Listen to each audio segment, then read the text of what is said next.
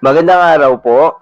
Narito na po ang magiging lagay ng panahon ngayong araw ng Linggo, April 21, 2024.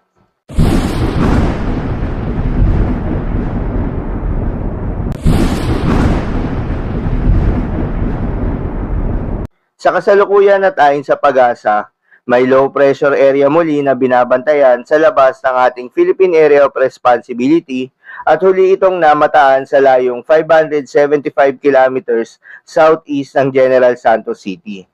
Ang nasabing low pressure area hindi naman inaasahan na maging isang bagyo, ngunit yung trough or extension nitong low pressure area ay asahan na patuloy na makakaapekto sa Southern Mindanao, particular na sa bahagi ng Davao Region.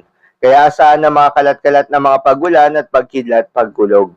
Samantala itong ridge ng high pressure area ay patuloy namang nag-e-extend sa may eastern section ng Northern at Central Luzon.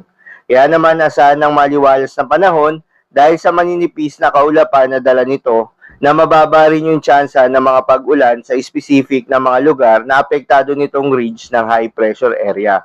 Para naman sa lagay ng panahon ngayong araw ng Linggo dito sa Luzon, asahan sa Metro Manila at buong Luzon ang mainit at maalinsangan na panahon at pagsapit ng hapon at gabi, posible naman ang mga pag-ulan o pagkidlat-pagkulog, dulot yan ng mga localized thunderstorms.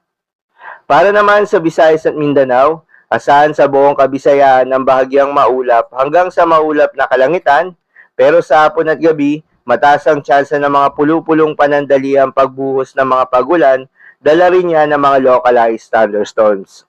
Sa bahagi naman ng Mindanao, dahil pa rin sa epekto nitong trough o extension nitong low pressure area, asahan sa bahagi ng Davao Region ang maghapon na makulimlim na panahon na may kalat-kalat na mga pagulan, pagkidlat at pagkulog. Pero sa nalalabing bahagi ng Mindanao, asahan sa umaga hanggang sa tanghali ang maliwalas na panahon, ngunit pagsapit ng hapon at gabi, asahan ng mga pulupulong panandali ang buhos ng mga pagulan. Para naman sa lagay ng mga dagat baybayin, ayon sa PAGASA ay wala namang nakataas na gale warning sa anumang seaboards ng ating bansa. Kaya naman malayang makakapamalaot yung mga kababayan nating mangingisda, pati na rin yung may mga maliliit na sasakyang pandagat.